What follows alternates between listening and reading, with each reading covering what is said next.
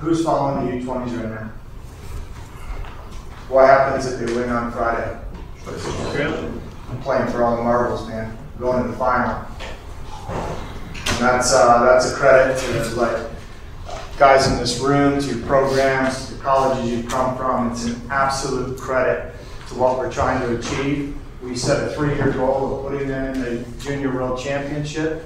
If they can do it in 2, fantastic. If they don't, we'll take second and we'll do it next year.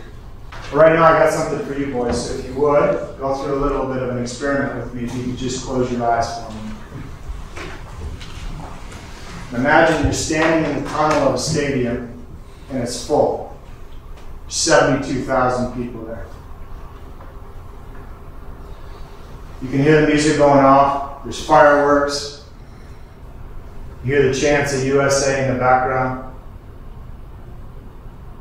And you open your eyes and you look up and you see your coaches, you see your family, you see people who supported you along the way, and you look down on your chest and there's an Eagles badge on your chest, and you look at the scoreboard and it says 2031 quarterfinal.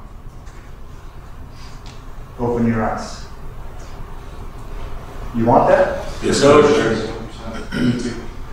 So I'm going to give you 3 kind of, maybe a countdown here, 3 things that I think are important as you move into your draft period.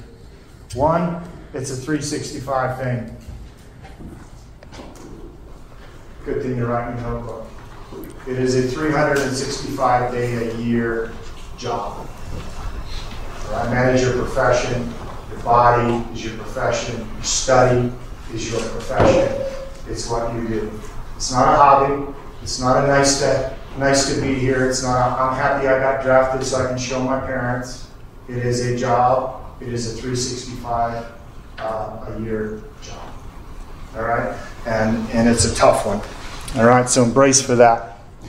Second thing, guys, you need to play rugby this fall. Okay, you need to get more games in you to prepare you for your first season if you end up in Major League Rugby. Okay?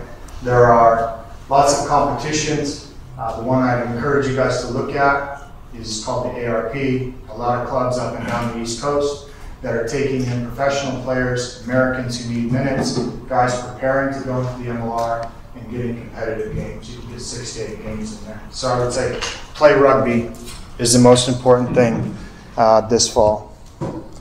The last thing I would say is let's embrace the gap.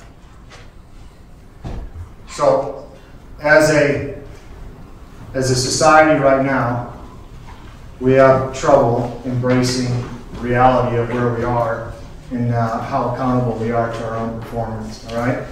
Accept the fact that the jump from where you are, and regardless of the program, from collegiate to Major League Rugby is here, and from Major League Rugby to international games here. So as long as you embrace that gap, then you know it's a 365 thing. And whatever programming comes out, you need to follow it as part of being a pro.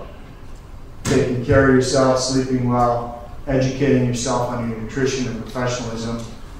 Embrace the gap. Close the gap between now and January when the preseason starts. When you're making selections, particularly in the forwards, what would you say your non-negotiables are? Physicality. Set piece physicality. Yeah. How do you keep the morale high in the guys who aren't selected? Obviously, they would like to get selected, but would you say you see like a drop in morale, and how you keep that up? Clarity.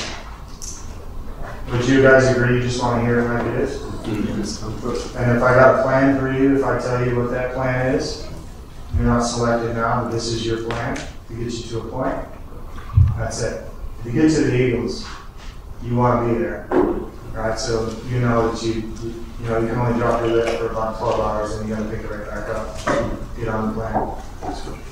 Playing well and working through your coaches is the most important thing you can do. Okay? There's a lot of focus on being visible. As a coach, I trust other coaches. And so if the coach says, this guy is coming, he's got some dog in him, pay attention, that's what I'm going to listen to. Won't be a social media post, won't be anything like that. It's going to be a coach. Impressions of Scott Lawrence talking to you guys, and anything that kind of stuck in your mind? It was great. I mean, that was a really great experience. You know, one that I'll think of forever and cherish forever. I mean, that's just to be in the presence of him and just get those wise words from him. Yeah. It's a good experience. We're Canadian here, but we were talking afterwards, saying like that's a really good head coach. It was very proud to be from the USA. Yeah. So that it was very cool to see just the pride from the country, I guess. I think my biggest thing I picked up from him was when you hit adversity and you get a setback, always go back to your process and go back to your habits and go from there and work up from there. He said at wing you definitely want to go far in space. It's a big kicking game. Like he said, you can be athletic, you can be fast, but knowing your cues and what's going on in the game is a big thing. So the reason I asked all the question about wing is that's what I am, a wing. For sure. But if I want to be good at wing, I have to learn more about that. When you don't get the selection or you don't get the results you're looking for, seek that clarity from your coach and see what you can do next to get that next selection next time. So sometimes like the feedback you get might not be what you want to hear, but like you can soak it, take the like 2 hours, 3 hours that you need to like digest that, and then go back to work. It was a small interaction towards the end. I went to shake his hand, and I wished him luck on Friday, and he said luck is for the unprepared. That's like the coolest thing anyone's ever said to me. So